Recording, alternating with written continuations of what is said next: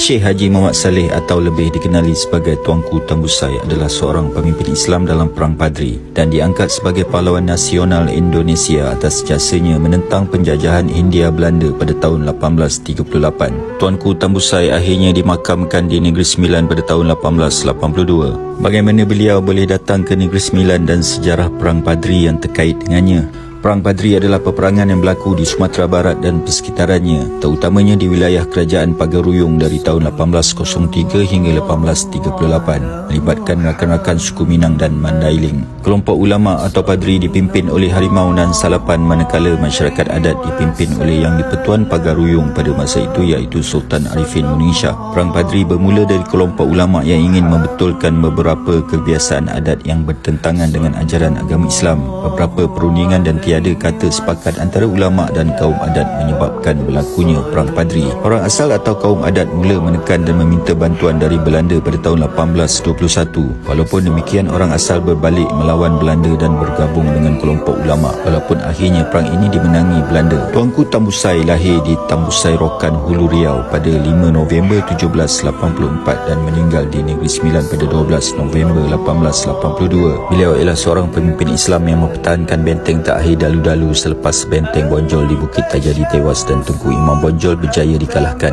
Keupayaan strategi perang Tuanku Tambusai sering memeningkan kepala Belanda sehingga Belanda acap kali meminta bantuan tambahan tentera dari Batavia. Berkat kecerdikannya, benteng Belanda dapat dihancurkan.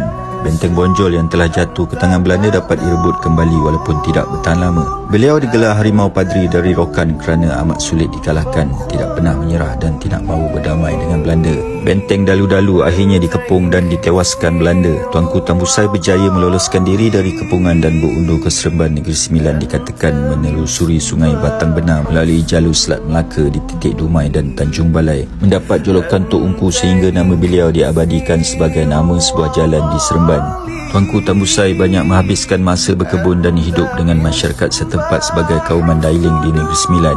Beliau meninggal pada tahun 1882 dan dimakamkan di Seremban. Saya Raja Nala dan terima kasih menonton.